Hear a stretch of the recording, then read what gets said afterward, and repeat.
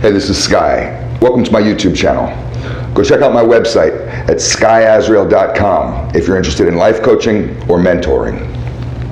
Let's talk about self-awareness, being self-aware.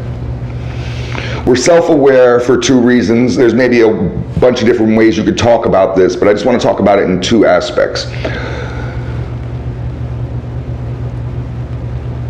Our self-awareness helps us to understand who we are, so we can stay grounded in who we are and be very firm and confident in who we are, which I think is important, to be confident in who you are, to know who you are. I am Sky, and I'm great. I know who I am, motherfucker. You don't have to tell me. I don't need to look for myself in you or in other people or in weird areas. I know who I am because I go within every day, and it's important to understand who you are. Because the second aspect of self-awareness is that we present ourselves to the world. It's important to know how you're presenting yourself to the world, to be conscious of how you present yourself. In any situation, you want to be conscious of how you're presenting yourself. This is an aspect of negotiation. You didn't get that deal, the negotiation didn't go right. How did you present yourself in the whole process of the negotiation? You may have come in like a douchebag. That happens. Some people come in, they think they're the boss, they want to dictate terms and show off with what they know, and some people are just, they get turned off by that, and they're just like, well, this isn't the guy. We're going to see who the next one is. Maybe the next one will be the guy, but this ain't the guy. And you blew it. You blew it because you presented yourself wrong. It's important to be self-aware so we can know how to present ourselves. Knowing how you present yourself is a whole rabbit hole. That's a rabbit hole that we could go down and stay in for a long time.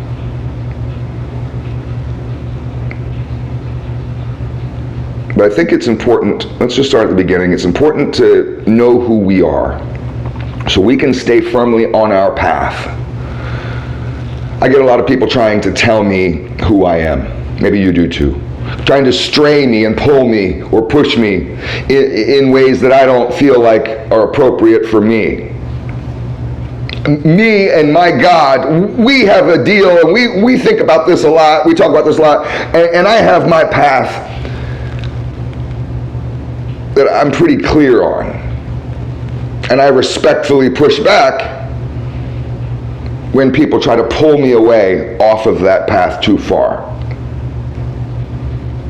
I used to let people pull me off of my path towards greatness. I would let people pull me off of it because I'm just such a nice guy.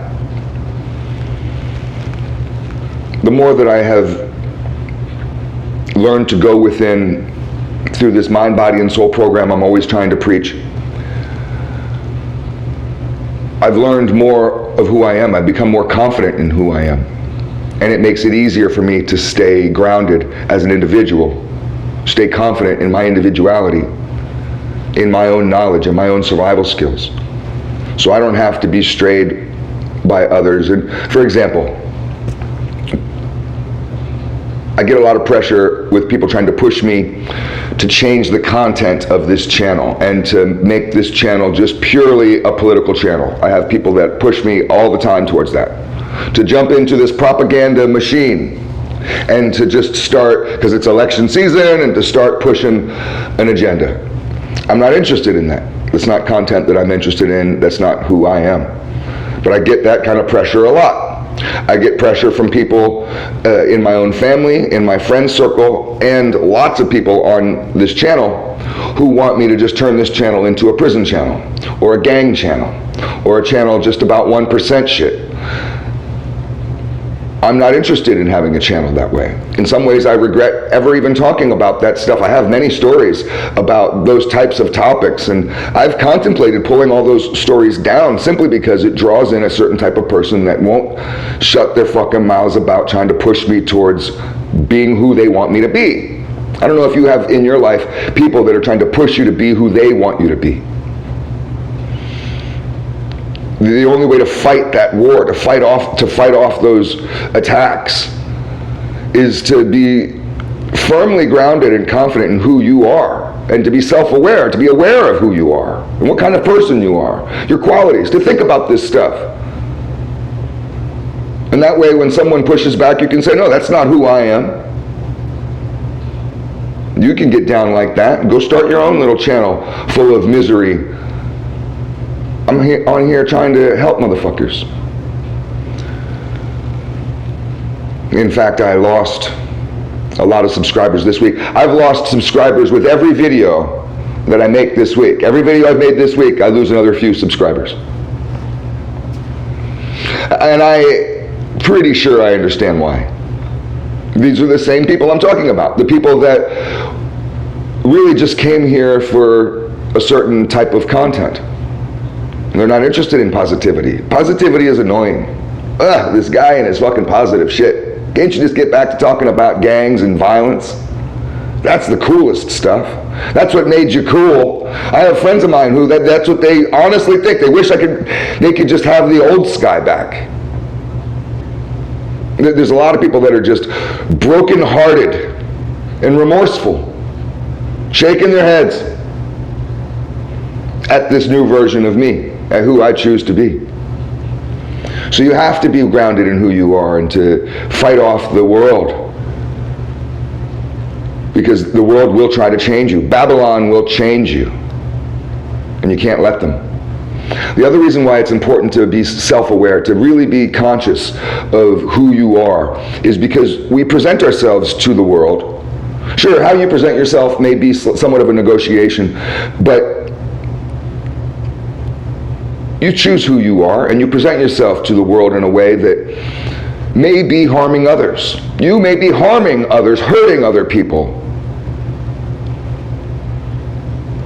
through this lack of self-awareness. Let me give you an example. I was at the donut shop this morning, earlier. I'm not getting donuts. They do have healthy items there, and I got a breakfast sandwich. It's because I'm lazy and I need to go grocery shopping. I don't have a lot of food in the fridge. And when I walked in, the only other people in there, customers, were a father and son. The son was about 10 years old. The father looked like he was in his 40s. Early 40s, probably. They both looked very clean cut, and they kind of had this Andy Griffith and Opie kind of vibe to them. And in my head, I formulated this little picture of what I thought was going on. And I don't have kids, and I envy people that do. I kind of wish that I would have had kids. So I'm thinking, father and son out for a morning donut, that's great. I thought it was less great as I sat down waiting for my food to be made and eavesdropped slightly on their conversation, because they were sitting right there.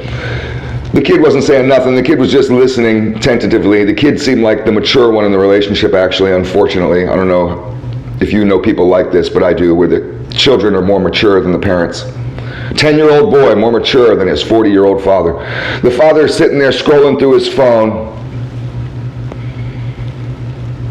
looking at text messages and complaining to his son about how she, talking about some woman that he has been texting, she has not texted back in 6 days.